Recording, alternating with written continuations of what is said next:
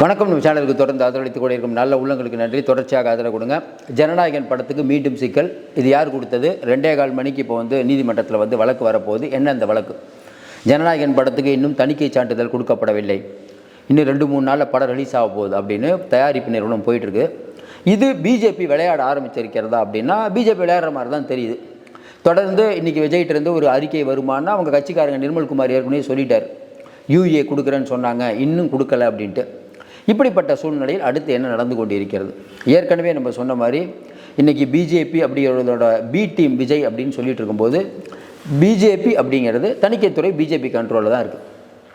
எல்லா படத்துக்கும் சான்றிதழ் கொடுக்குறீங்க, ஜனநாயகனுக்கு மட்டும் சான்றிதழ் கொடுக்கலன்னா பார்த்துட்ருக்க நீங்கள் சொல்லுங்கள். அப்போ பாசிசமும் பாயாசமும் ஒன்று சேர்ந்துருச்சு அப்படின்னு விஜய் சொல்கிறது சரியா தப்பா? இன்றைக்கி இருக்கக்கூடிய சூழ்நிலையில் இந்த சீப்பை எடுத்து வச்சுட்டா கல்யாணத்தை நிறுத்திடலாம் அப்படிங்கிற கதையாக ஏற்கனவே இங்கே இருக்கக்கூடிய திமுக மோதிட்டு இருக்குது. 10 பேர் இருக்கக்கூடிய பிஜேபி சென்ட்ரலில் பதவியில் இருக்க ஒரே காரணத்துக்காக அவர்கள் பல விஷயங்களை பண்ணி கொண்டிருக்காங்க. அதில் குறிப்பிடத்தக்க விஷயந்தான் இன்றைக்கி இந்த ஜனநாயகன் படத்துக்கு அவங்க கொடுக்கக்கூடிய தொந்தரவு. நீங்கள் நல்லா யோசனை பண்ணி பாருங்கள், இது ஒர்க் அவுட் ஆகுமா? இன்றைக்கி இருக்கக்கூடிய சூழ்நிலையில் உண்மையிலே பேச சிரிப்பு தான் வருது. இன்றைக்கி 2.25 மணிக்கு அவசர வழக்காக இதை விசாரித்தா டிவிகேக்காரங்க அதை எப்படி பார்ப்பாங்க? வெகுஜன மக்கள் எப்படி பார்ப்பாங்க? ஏற்கனவே திமுக அரசு விஜய் என்ன அடக்கி ஒடுக்கிட்டு இருக்குது, வெளியிலே அவரை பேச விட மாட்டுறாங்கன்னு தான் இப்போ பஞ்சாயத்து ஓடிட்டுருக்கு. தொடர்ந்து விஜயை அச்சுறுத்தி கொண்டு இருக்கிறார்கள். விஜய்க்கான ஆதரவு அமோகமாக இருக்கிறது. இப்போ நீங்களே சொல்லுங்களேன், பார்த்துட்டு இருக்க நீங்கள் சொல்லுங்களேன். ஒருத்தரை பேச விட்டு அவர் என்ன சொல்கிறாருன்னு கேட்டு ஓட்டு போடுறதா வேளாமா நம்ம டிசைட் பண்ணணும். இவர் பிரச்சாரத்துக்கே விட மாட்டேன். பழனிசாமி பிரச்சாரம் பண்ணுவார், ஸ்டாலின் நடைபயணம் போவார், உதயநிதி போவார், கனிமொழி மாநாடு நடத்துவாங்க, எல்லோரும் பண்ணலாம், மோடி கீடி எல்லாம் வரலாம், ஆனால் விஜய் மட்டும் வரக்கூடாது அப்படிங்கிறது சரியான வாதமாக? சரி, இப்போ அந்த படம் நீங்கள் பார்த்துட்டீங்கல்ல, தணிக்கை சான்றிதழ் கொடுக்கறதுக்கு அப்படி என்ன நீங்கள் வேலை பார்த்துட்ருக்கீங்க? மக்கள் கேட்பாங்களா இல்லையா? நியாய தர்மம்னு ஒன்று இருக்கா இல்லையா? அப்போ பிஜேபி அப்படிங்கிற ஒன்று தன்னுடைய விளையாட்ட ஆரம்பிச்சு பிஜேபி மேலேயே குற்றம் சாட்டுருங்க. விஜய் நேரடியாக அறிக்கையை உண்ணும். இது பாருங்கள் மக்களே, திட்டமிட்டு இந்த படத்தை வெளியிடக்கூடாதுங்கிறதுக்காக பாசிசமும் பாயாசமும் ஒன்றும் சேர்ந்து வேலை பார்க்குது. ஏன்னா இன்றைக்கி பிஜேபிக்கு எதிராக தமிழ்நாட்டில் ஒரு பெரிய கொந்தளிப்பு எப்பயுமே இருக்கும். இப்போ பிஜேபியுடைய பி டீம் கி டீம்னு சொல்ல பார்த்தாங்கல்ல, இப்போ திருப்பரங்குன்ற விஷயத்தில் இஸ்லாமியர்களுக்கு கிறிஸ்துவர்களுக்கும் நாங்கள் நண்பனாக இருப்போம்னு ஸ்டாலின் ஒரு கேம் விளையாடுறாரு. விஜயும் பேசணும், இது நடந்த விஷயம் தானே. விஜய் கட்சியிலேருந்து நிர்மல்குமார் பேசிட்டார். இன்னும் குறிப்பாக பார்த்தீங்கன்னா இன்றைக்கி நிறைய பேர் பேச ஆரம்பிப்பாங்க. எழுதி வச்சுக்கோங்க, இந்த விஷயம் இதோடு முடியாது. இப்போ இன்றைக்கி நீதிமன்றத்தில் வரும்போது நீதிமன்றத்தில் பதில் சொல்லணும்ல. தணிக்கை குழுவில் என்ன நடந்து கொண்டே இருக்கிறதுனா அது ஒரு பெரிய டாபிக். அதை பற்றி நிறைய விஷயம் எனக்கு தெரியுங்கிறனால சொல்கிறேன். இன்றைக்கி இருக்கக்கூடிய சூழ்நிலையில் ஏதோ ஒரு இதாவது நீங்கள் படம் பார்த்துட்டு அந்த படத்தில் சில கரெக்ஷன் சொல்லியிருக்கீங்க, அந்த கரெக்ஷனையும் மாற்றி அனுப்பியிருக்காங்க அப்படின்னு பட நிறுவனம் சொல்லுது.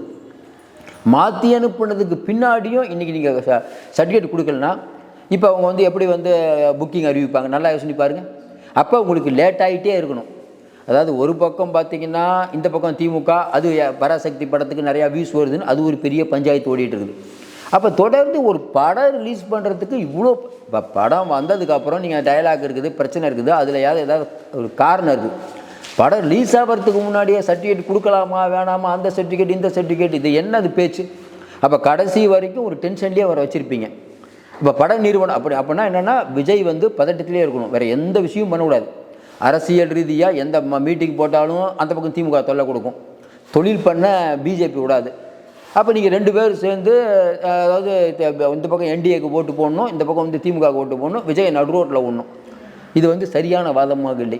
பார்த்துட்ருக்க மக்கள் சொல்லுங்கள். இன்றைக்கி ஜனநாயகன் படத்துக்கு நீங்கள் வன்முறை காட்சி அதிகமாக இருக்குது அப்படின்னு கூலி படத்துக்கு சான்றிதழ் கொடுத்து சின்ன பசங்க பார்க்க விடாமல் பண்ணீங்க, கரெக்ட். இதுலேயும் நியாயமாக பண்ணி பாருங்கள், இந்த மாதிரிலாம் காட்சி இருக்குது, இந்த மாதிரி நாங்கள் பண்ண போகிறோம் அப்படின்னா அவங்க மறுதணிக்கை பண்ண போகிறாங்க. ஏன்னா இன்றைக்கி நீங்கள் தணிக்கைக்கு அனுப்புனீங்கன்னா மறுபடியும் அவங்க ஏதாவது சொல்லுவாங்க, மறுபடியும் நம்ம வேறு ஒரு மேட்டருக்கு அனுப்புவோம். இது திட்டமிட்டு பழி வாங்கும் நடவடிக்கை. இன்னும் குறிப்பாக சொல்லணுன்னா பிஜேபி அப்படிங்கிற ஒரு கட்சி தனக்குள்ள அதிகாரம் எவ்வளோ அதிகாரம் இருக்குங்கிறத தெரியும். அதை வச்சு சில கேம்லாம் விளாண்டுட்டுருக்காங்க, வேறு ஒன்றும் இல்லை. நம்ம ஏற்கனவே ஜனநாயகன் படத்தை பற்றி நிறைய நம்ம பேசணும். ஒரு படம் அப்படிங்கிறது படத்தை படமாக பார்க்கணும், ஆனால் இந்த படத்தை படமாக பார்க்க முடியாது. ஏன்னா இந்த படத்தை படமாக பார்க்கலாம்னு நினச்சா கூட இவங்க விட மாட்டாங்க. அதாவது என்னென்னா இன்றைக்கி ஒட்டுமொத்த கண்களும் இன்றைக்கி ஜனநாயகனை நோக்கி அதாவது ஜனநாயகன் படம் தோல்வி அடையணுங்கிறதுக்காக ஒரு பெரிய குரூப் வேலை செஞ்சுட்ருக்குது. நீங்கள் சொல்லுங்கள், ஜனநாயகன் படம் நம்ம தான் சொன்னோம், ஜனநாயகன் படம் எப்படி இருந்தாலும் ஓடும், சரியான ஓட்டம் ஓட போதில்லை, மாற்றுக்கருத்தே இல்லை. ஏன்னா இதை பல தடவை பார்க்குறதுக்கு அவங்க ஆளுங்க ரெடியாக இருக்காங்க.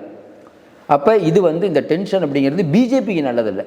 பிஜேபி வேற ஒரு ஐடியா பண்ணிகிட்டு இருக்குது. நம்ம என்ன சொல்கிறோம், நேரடியாக நமக்கு ஒன்றும் புரியல, நேரடியாக அமித்ஷாவோ அங்கே இருக்கக்கூடிய மேலே இருக்கவங்களோ இந்த அளவுக்குலாம் இறங்குவாங்க நம்ம உண்மையில் எதிர்பார்க்கல. அவங்க என்ன பண்ணுறாங்க, விஜயை கூப்பிட்டு பார்க்குறாங்க, விஜய் வரலன்ட்டார். இப்போ சில பேர் யூடியூப்பில் பேசுகிறவங்க என்ன சொல்கிறாங்க, இல்லை விஜய் வந்து கடைசி நேரத்தில் வந்து என்டிஏ கூட்டணிக்கு போகலான்னு இப்போ பேச்சு நடந்துட்டு இருக்குது. இவ்வளோ பிரச்சனை நடந்ததுக்கப்புறம் எடப்பாடி பழனிசாமியை முதல்வராக விஜய் ஒத்துக்குவார், நீங்களே சொல்லுங்கள், பார்த்துட்டு நீங்கள் சொல்ல, நமக்கு தெரியல. என்னை பொறுத்த வரைக்கும் விஜய் அந்த நிலைமைக்கு போக மாட்டார், நான் உறுதியாக நம்புகிறேன். பிஜேபியுடன் கொள்கை எதிரின்ட்டார். இந்த எலெக்ஷன்லாம் பிஜேபியோட போகிறதுக்கான வாய்ப்பே இல்லை, ரொம்ப தெளிவாக இருக்கார் அவர்.